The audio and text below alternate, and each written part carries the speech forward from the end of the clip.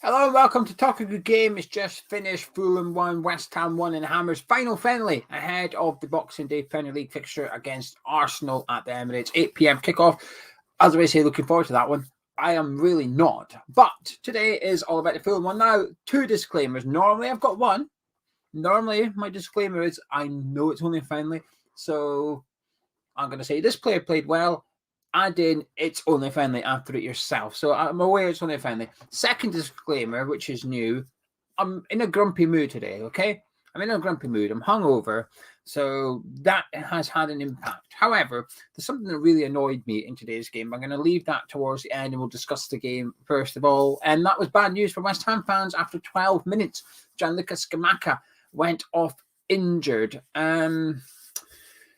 An impact injury. There was a contact on his ankle from the Fulham player. I'm not sure which one it was. I think it was Pereira. I think it was Pereira that had done it. Scamacca went down.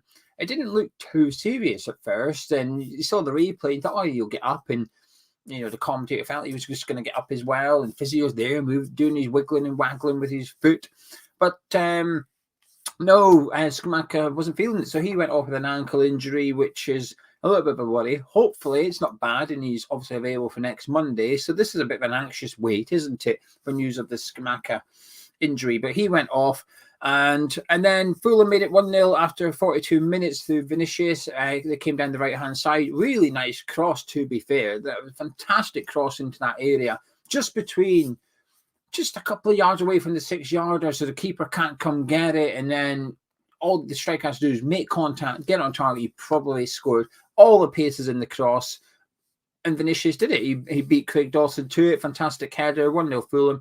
And at halftime, I was not happy at all. We were dreadful in that first half. We were absolutely dreadful. I didn't enjoy watching us whatsoever. And I'm aware it's only friendly, but I was wanting a little bit of positivity. I was wanting a little bit of something that makes me go, okay, I can look forward to the Brentford game, hopefully. I was wanting to see evidence that we've got something different. Now, I'm aware there could be an element of don't show your hand to Arsenal just yet. Don't keep them guessing. Don't show if you've got a formation up your sleeve or anything like that. Do not play it here. And it is probably difficult to reflect how we're going to line up in the Premier League in today's game when we're missing so many players. Not just the injured players. Antonio's injured, Cornet's still AWOL, but also the ones like Kerr and Rice and Paqueta being at the World Cup.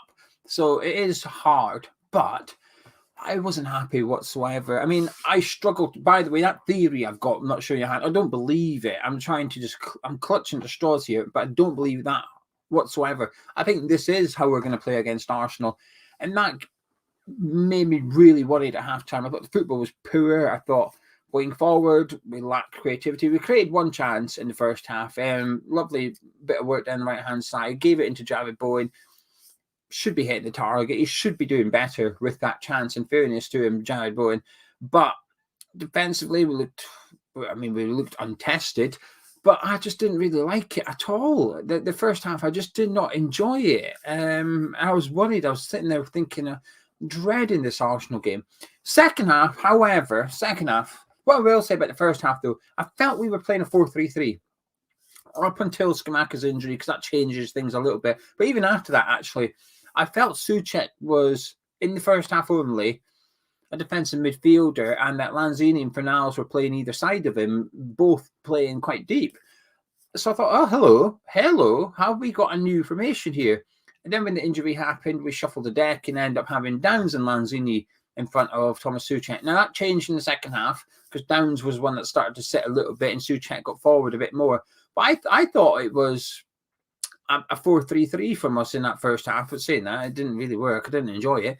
In the second half, though, we made it 1-1 in the 62nd minute through Jarrod Bowen, and in fairness, it was a good play by Flynn Downs as well. Fulham were a little bit shaky, passing out from the back. A couple of times we caught them out in the first half, and we did it again. Diop just gives it into Tom Kearney, a bit of a hospital pass. Flynn Downs is running right behind him. Just as Kearney goes to make contact with the ball, Downs nips in and gets to it first. Ball to Jarrod Bowen, who's on the edge of the 18-yarder, completely unmarked, because obviously Diop's the one that was marking him was away with the ball. Stays composed, stays calm, slots it past Leno. Lovely little finish from him, 1-1. And he should have scored just before that as well, actually, Bowen. He had a snapshot, but like a half volley turning effort inside Fulham's box. Went just wide. It was unlucky. That one was unlucky. The first half should be doing better. That chance in the second half, it was a half chance, and he's a bit unfortunate there, but he takes his goal really, really well. Better from us in the second half. I do think we were a little bit better. The football's a bit better. I thought there was more players that impressed me a little bit in the second half in comparison to the first half. I think Fulham weren't as good for whatever reason. I thought they lowered their tempo a little bit in comparison to the first 45, which obviously helped us a little bit. But that could have been because of us. We started to influence the game a little bit better. Am I sitting here doing cartwheels thinking we played fantastic in the second half? No, that is not the case. But it was an improvement from the first half. Difficult not to be, but it was good to see some form of reaction. It was good to see something a little bit different in the second half. We'll talk about individual performers in just a second, but second half I thought we upped the game a little bit, and if we played like that for 90 minutes, I would probably be a bit happier, a bit like what we saw last week when we played Udinese. I was okay after that game. I thought we played some nice football generally, bar the first 20 minutes. We played some nice football. Today, it waited until halftime. There was only the 45-minute period where we were knocking about a bit, but not enough to get my hopes up, not enough to sit here excited to see the return of the Premier League or give me any confidence that we're going to do anything different to what we've seen in the first half of the season. You know, what we saw against Crystal Palace and Leicester just before the break, that's what we saw again today. That just slow, ponderous West Ham and having to go a goal down before we react. In all three friendlies, we've gone a goal down. And, you know, after the Cambridge game, there was a little bit of a joke there, which is, well, hey, at least we're trying to replicate the Premier League and make it realistic as much as possible. But after the Udinese one and the Fulham one, it's a bit, bloody hell, you know, this is still happening, conceding the first goal of the game. In terms of individual performers, the centre-backs are still concerning me. They've concerned me in the previous two friendlies for different reasons, and they're concerning me again today. Ogbonna didn't necessarily do anything wrong. He had the quieter game. Vinicuis sort of stayed with Dawson, and again, another foul where Dawson might pick up a booking in the Premier League and competitive football. I guess you could argue the only reason he does that foul is because he knows he's not going to get a yellow card and it is only friendly.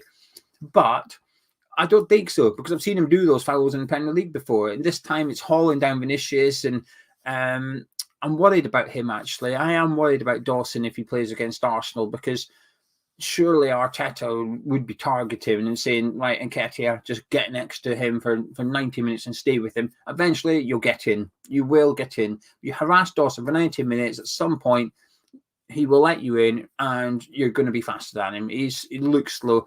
Ogbonna, like I said, not loads for him to do today, but I'm hoping Aguerd is fit. He's not playing for Morocco today, which is good news, I think. I'm quite hopeful Aguerd will be fine for the Arsenal game on the basis that he was set to start that World Cup semi-final. And it wasn't until like a minute to go that they changed it. But for him to have initially been in the starting 11, he must be pretty close to being fit. And the last minute he's not comfortable or whatever, and they've decided to change it. So I'm quite hopeful Aguerd will be back for it, and possibly Tio Kehrer as well. But I think centre-back, it's causing me a little bit of concern, these friendlies, if I'm honest with you. I thought Lanzini looked quite nice, actually. Do you know something? I thought Lanzini played quite well. Was he fantastic? No. But I thought there were some really neat touches from him in there, some really nice passing from him. I thought he had a good game, actually. I was pleased with what I've seen from Lanzini today for West Ham. I think Fornals, it's copy. Basically, if you were to go back and watch my last two reviews of the last two friendlies about Fornals, copy and paste it. Enthusiastic, work hard, lots of energy, tried through balls, weren't really working, a couple of nice switches of play, not a bad performance. And like I said, he played quite well. But I need more. I need more from Fornals. I need Fornals to be playing excellent. I don't need Benrahma to play excellent, because Benrahma has shown us in the Premier League what he's doing this season. And you look at Benrahma, even in the friendlies, today was his poorest one of the three. When he came off the bench against Cambridge, he lit up that pitch, easy enough to do for him. Last week, I thought he was our best player before he was subbed off. This week, busy, involved, not... I think I'd say maybe not a clean performance from Benrahma. It's an unusual word to use, I suppose, but everything was just a little bit not quite right. You know, at the end there, he nicks the ball, he's running in on goal, and all of a sudden he just sort of loses control of it. When the pass to Bowen, it should be a layoff, but it's a really clumsy pass from Benrahma. A couple of his efforts, high and wide. There was a ball fizzed into him from the right wing in the second half, fell to him. It was just a bit of a poor effort. So Benrahma, involved, busy, some good defensive work from him as well. At one point, Pereira burst away and he went chasing back and put the pressure on, and Pereira ended up conceding the ball to, I think it was Dawson, that intercepted his pass. Good play from Benrahma though. So Benrahma had a decent enough game, but in the final third, I think he just needed to be a little bit crispier, a little bit more composed, which is something we've seen in the previous two games, not so much this one from Saeed. I don't know who else to talk about. Bowen, difficult one. He's not playing his right in the correct position, really. Soufal, again, has impressed me. Now, I'm trying to not get my hopes up. We've seen a little bit of, we've heard a little bit of aggression from Soufal in the last couple of days when he was speaking to the Czech media about not playing, not getting game time at West Ham, and not communicating with David Moyes. And this is a man with a point to prove. And I think we've seen that a little bit in the friendlies. And I have been quite impressed by him. One fantastic run from him today, in behind the fullback, and the cross got cut out, went out for a corner. But the run from Soufal was brilliant. And that's never really been up for question for me anyway. I think his positioning is his strength. I think Soufal's positioning, defensively and going forward, I think is brilliant at all times. He's constantly just in the right place, making the right runs. It's his composure in the final third. It's his delivery in the final third, which is really lacking. We haven't seen much examples of it in the three friendlies to suggest that it's improved. But things are that bad. Going into the World Cup break, things have been that bad at West Ham. I'd almost accept the right back that just does the basics and does the basics well. And I think Soufal has been displaying that in the previous three games. And again, today, I thought he had a decent game for us today. I like what I've seen from Soufal once more. The one thing that annoyed me, and I'm aware that this is only a friendly, okay? But that's why it's annoyed me. And not many people agree, fine, but it's paid me off. And you could argue that I was proven I'm going to look a little bit silly because of what happened. Jarrod Bowen went on to score the equaliser. Jarrod Bowen, like I said, had a decent enough game for us. Every friendly, we've only had 3, but every friendly, Jarrod Bowen has either scored or got an assist. Good. That's a man in form. Jarrod Bowen is putting himself into a little bit of form. Can only take it with a pinch of salt, but do you know something? I'll take it. We needed any positivity from these 3 friendlies, and Jarrod Bowen is a smidgen, and I'm taking that smidgen. So yes, Jarrod Bowen, like I said, goal or assist in all 3 friendlies. Happy days. That's what we needed. But when Scamacca got injured in the 12th minute, I thought, right, we'll get Mubama on. Put on the youngster and give him 80 minutes as a striker because we might need him. Antonio's injured, wasn't in the squad today. He's injured, feeling his hamstring. The club may know he's going to be fit, right? But I don't know that. And I would just think there's a possibility we will need Mubama on the bench against Arsenal. Will he come on? It's extremely unlikely, but he might be needed on the bench. We're lacking strikers at the minute. So when Scamacca got injured, I thought, here it is, the perfect scenario to give him some game time. Put him on there for 80 minutes, Bowen on one side, Benrahma on the other. Well, let's have a good look at him because I think he's looked okay. When we've seen him, whether it's in the friendlies, whether it's in Romania, I think he's been very enthusiastic, very, very energetic. Presses well. I think he looks quite good. And I want to see more of him. I thought, well, let's have a look at him. And the substitution, for those unaware, when Scamacca went off in the 12th minute injured, he brought on Flynn Downs. Now, at one point, I was thinking he's actually going to play him up front. He's actually going to play Flynn Downs as a false 9. He didn't.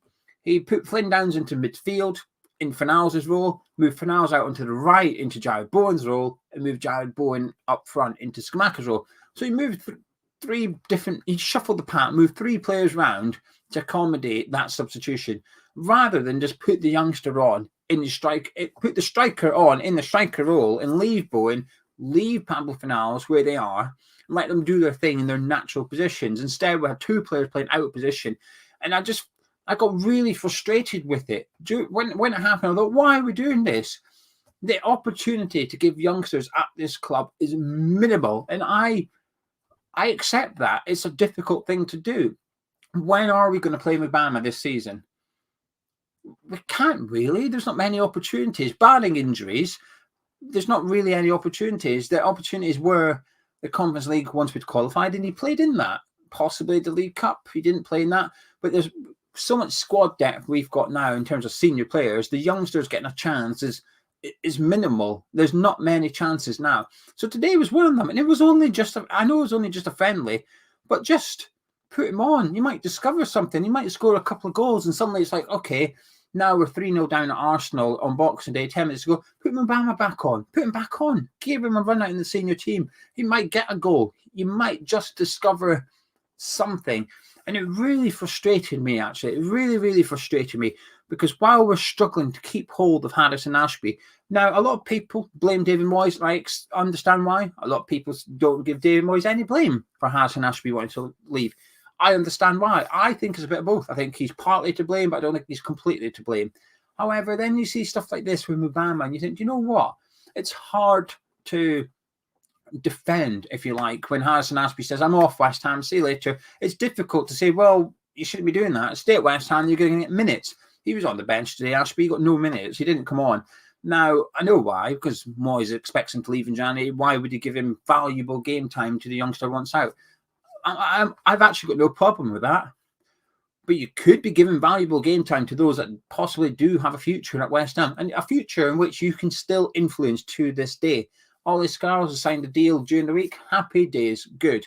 But what about Mubama? And it's just one of them. It's just really, really, really frustrates me. And then he came on for 5-10 minutes at the end. Mubama, as did Sawyer. They came on at the end. But that's a token gesture. They're not coming on for Moyes to have a look at them. Mubama didn't come on the pitch so Moyes could have a look at Mubama. Mubama came on the pitch to get Jarrod Bowen off it for a rest.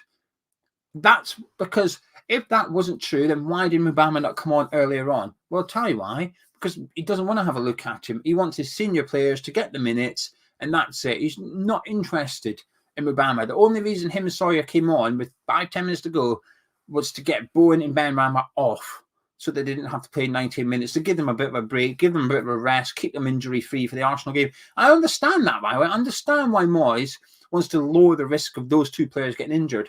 But those youngsters only came on today to give those 2 senior players a break. That's it. I don't think it's to have a look at them. And it just really, really frustrated me, actually.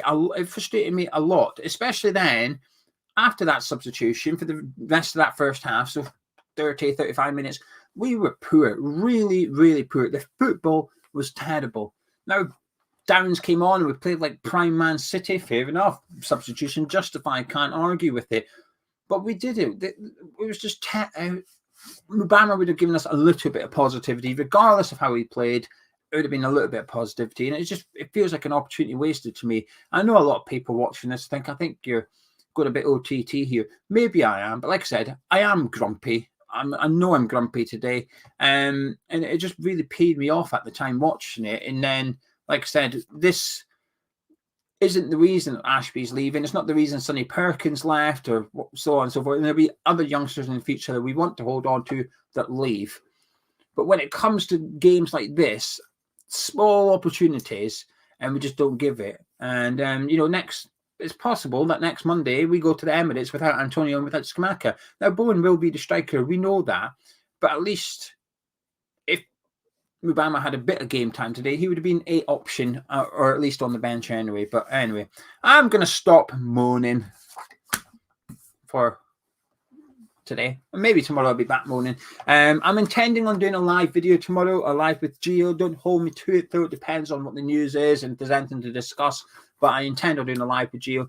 Then on Monday night, Again, Monday night, it depends on the time. I will do a live video on Monday because we'll do the giveaway draw. So you haven't checked out the giveaway video, please do.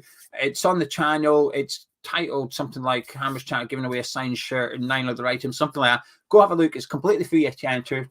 Watch the video for 10 minutes to understand the rules and how to enter and get involved.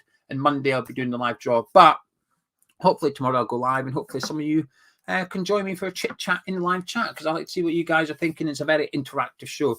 But if you've enjoyed this review, please do drop a like, comment, subscribe to Hammer's Chat. And if you watched the Fulham game, please do get involved in the comments with your thoughts on individual player performances, how we played, so on and so forth. Anything relating to the game today, get involved with the comments. I'll be back later to take a look, and I'll catch you tomorrow.